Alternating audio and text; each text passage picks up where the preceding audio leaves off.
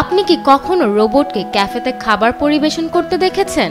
অবিশ্বাস্য হলেও সত্যি, জাপানের টোকিও শহরে একটি বিশেষ ক্যাফেতে রোবটরা গ্রাহকদের খাবার পরিবেশন করছে। আর চমকের বিষয় হলো, সেই রোবটগুলোকে ঘরে বসেই নিয়ন্ত্রণ করছে কিছু বিশেষ চাহিদা সম্পন্ন কর্মী। এই প্রযুক্তির ছোঁয়ায় বদলে যাচ্ছে কিছু মানুষের জীবন।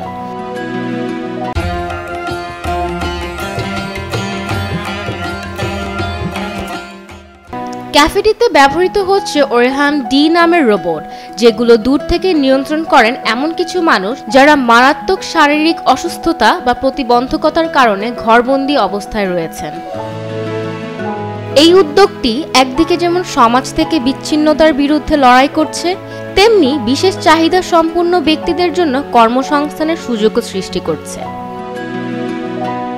শিশু আকৃতির এই রোবট ওয়েটারগুলোর উচ্চতা 1.2 মিটার, 3.90 ফুট এবং ওজন 20 কিলোগ্রাম, 44 পাউন্ড।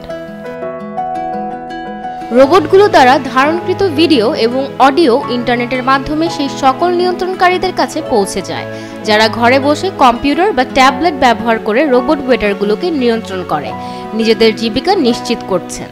মিনতি নূর হাসান, উনসা, Daily Sun. For more updates, follow us on Facebook, subscribe our YouTube channel, get the latest update on www.daily-sun.com.